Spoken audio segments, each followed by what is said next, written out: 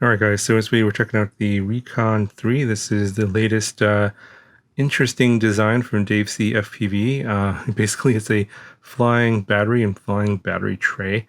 That's what I call it. It's obviously it's a analog 3-inch that's got 3-inch props, and it's for long range, quote unquote long range, as far as this 18650 lithium ion battery can take you. But it is optimized for basically flight time, so it's very minimalistic. As you can see, I broke it already. And this is part of testing. Sometimes you discover things in testing and actually break stuff. Happens quite often. But yeah, I'll just go over really quick. Basically, you have a dead cat style 3-inch frame.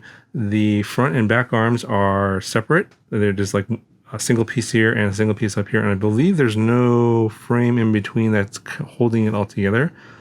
I think it's just these 3D printer parts that actually hold the carbon pieces together. And you can see where all the screws are going in here. You got your Zeus 5 all-in-one flight controller for 1 to 2S, I think. Got your crossfire receiver in here, crossfire immortality antenna. You got your Zeus video transmitter here in the back, and got your, I think it's a Caddx Ant camera, Ant Light maybe. No, I'm sorry, it's a regular Ant FPV camera, very nice camera. 1202.5 motors, 11,600 kV for 3-inch and 1S. And you got just, you got your dead cat style design here. Plus the very unique battery tray. You just basically pop the battery in. There's no XD6 or anything like that. You have to use these 18650 cells that have the flat tops. If you use the ones with the button tops, they'll be too big. You might be able to get in there. I haven't tried those, but even these with the flat tops are pretty hard to get in. You have to make sure your polarity is correct. So positive here in the front towards the camera. I think they have a little TPU piece there that lights up. This shows that positive. Negative here in the back. If you reverse it, you're going to fry the flight controller. Yeah, well, I don't think they have a diode in there to prevent that from happening. So beware of that. And essentially, yeah, this whole design is centered around this battery holder and 18650 lithium ion battery, and basically it's a flying battery. And the reason it broke, and so basically you have this cover back here, and this is a very, I think, PLA printed. I'm not sure what the material is, but it's very thin, obviously to keep the weight down, and it's basically just a cover to hold the receiver and the video transmitter in place.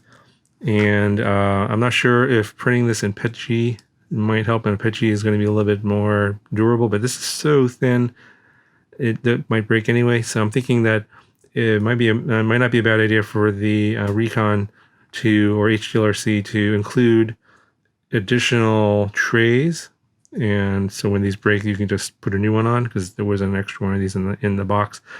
So yeah, that might be not a bad idea. But yeah, this doesn't weigh hardly anything. But let me just show you how much this thing weighs. It's super light. Here's the drone, and then throw on the 3D printed parts I broke. So it's coming in at 64 grams, and then here's the 18650, and that's 109.9, so 110 grams total all up weight. Now the battery I'm using here is a Molicel 18650 2600 milliamp hours, and so the testing that they did for this one was with a Sony VTC6 cell at 3000 milliamp hours, and I think they're getting an advertised flight time, I think, of 14 minutes. I checked the product page, I forget what it is exactly. On mine here, this one, I did some testing. I ran this down to about 3 volts for about 10 minutes, and then I wanted to see how far I could go before it would just totally shut off. And so I basically took the same battery and I did another flight the next day, and I ran it down to about 2.9 volts. I think it flew for another 2.5 to 3 minutes. So maybe a total flight time in this 2600 milliamp hour for me was like 12.5 to 13 minutes completely before it went totally dead. Now what happened was when you get down to like 2.9 volts. You get like a land now warning on the screen. Not just the battery low. You get the battery low, plus after that you get the land now warning. And so what I would suggest is when you get the land now warning on the screen, you should probably be ready to land, because very soon after I got the land now warning on the screen, the video transmitter turned off, and I ended up crashing because of that. So I was like, oh, the VTX, I lost video. I basically get like a gray screen. So yeah, I think that means the camera might have powered off. I'm not exactly sure if it's the camera or the VTX or the combination of the both. I'm not exactly sure how this is all wired up. But yeah, basically you lose video. In a nutshell, you lose video, and since you can't see where you're flying, you end up crashing. So that's what happened to me.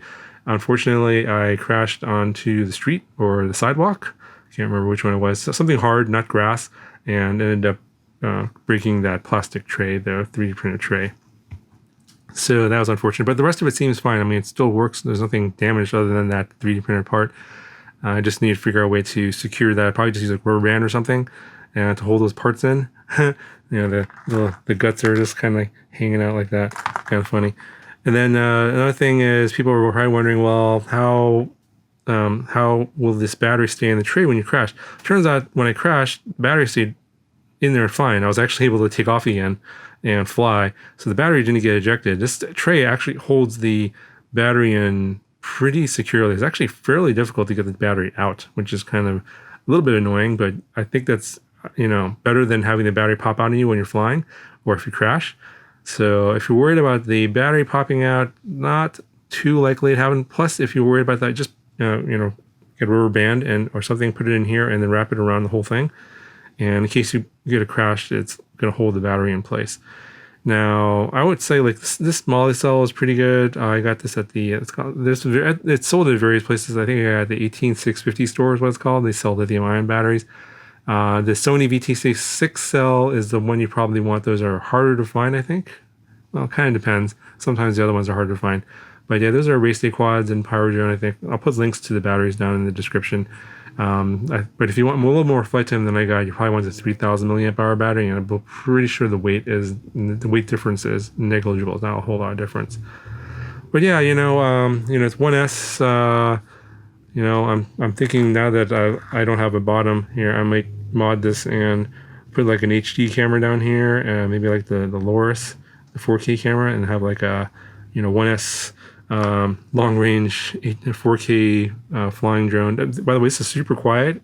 You know, obviously 1S 3-inch props doesn't make hardly any noise at all. So if you're gonna be flying around people, parks, that kind of thing, this is about 10 feet away. You can't hear it at all. It doesn't make any noise whatsoever. So, and it flies for a really long time on this 18650 battery. Of course, you know, it's not very good at freestyle or racing. That's not what this is intended for. So if you are trying to get this for that, I would say don't bother. You can do flips and rolls and tricks and stuff if you want, but it's not really ideal for that. And it's quite, the power to weight ratio is not ideal for anything other than cruising around and trying to get a long flight time, which is basically what this design's ultimate, you know, goal is. And so if that's what you're looking for, then yeah, you might want to check it out.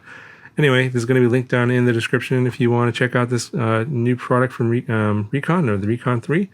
Let me know if you have any questions, and I'll talk to you guys in the next video.